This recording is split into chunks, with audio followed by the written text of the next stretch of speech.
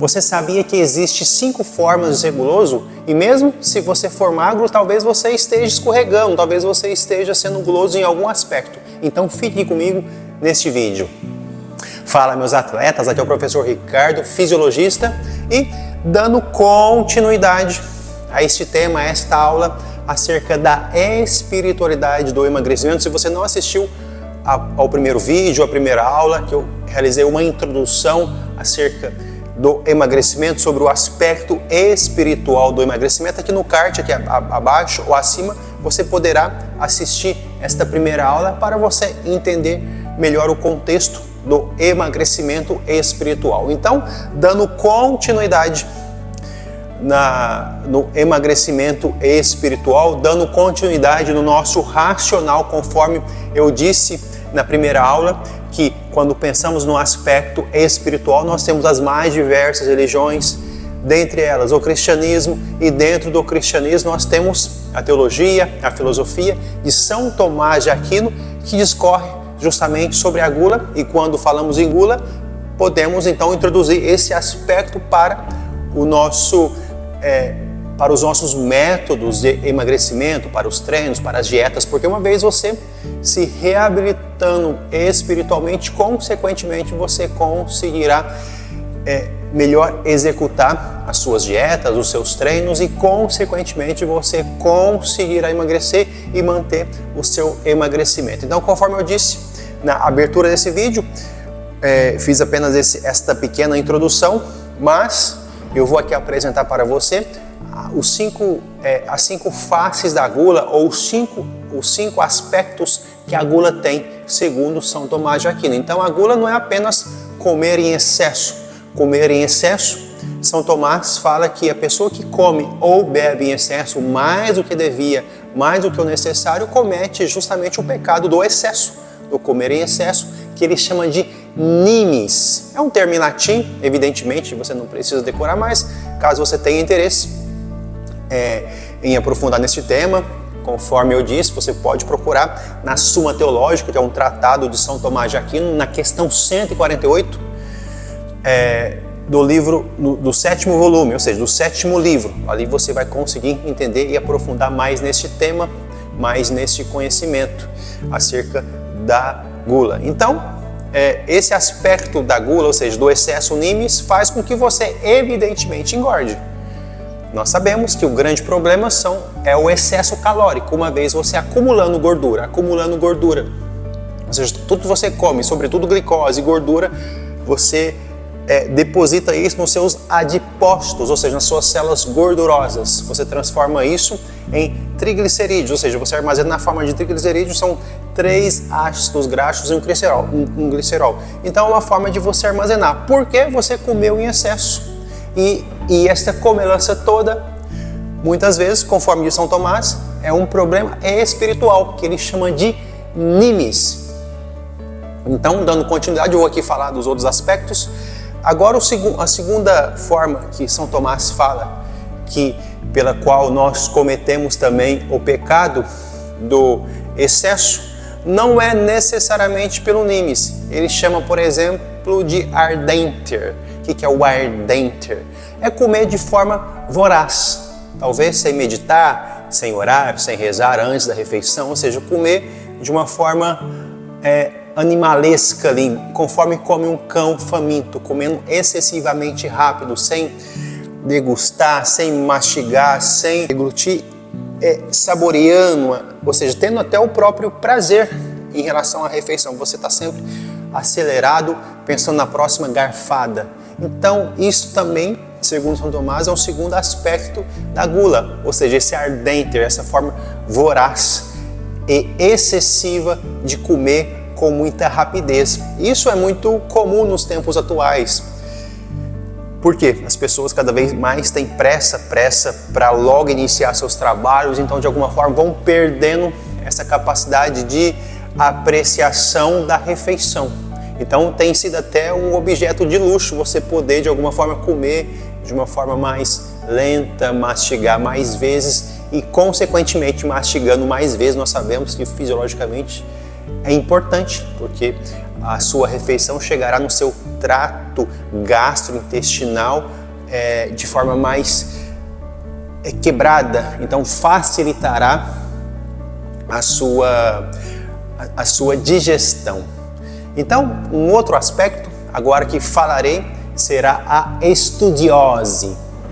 A estudiose, na realidade, eu costumo brincar que seria um pecado da gula, porém de rico, porque seria a ideia de você ficar muito preocupado com as comidas requintadas, com os banquetes belos, ou seja, existe um requinte no comer caviar, comer especiarias, ou seja, eu buscar apenas aquilo que é requintado pelo requinte e não em si pelo prato, pelo alimento, no sentido da necessidade fisiológica, até do prazer, mas eu buscar, por exemplo, apenas os vinhos caros.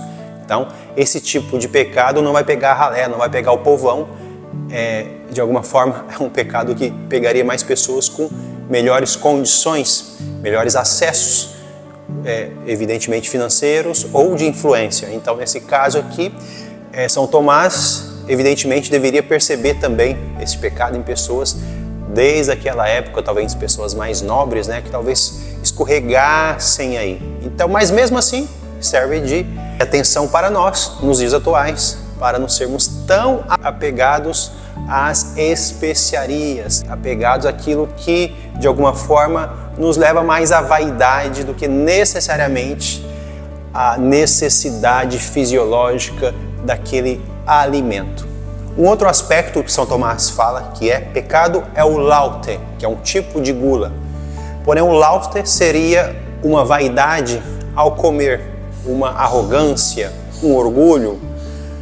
Eu contextualizaria isso, por exemplo, para os dias atuais, dias no qual as pessoas postam basicamente tudo que comem, tudo que ingerem, aquela pizza, aquele sorvete, aquele lanche.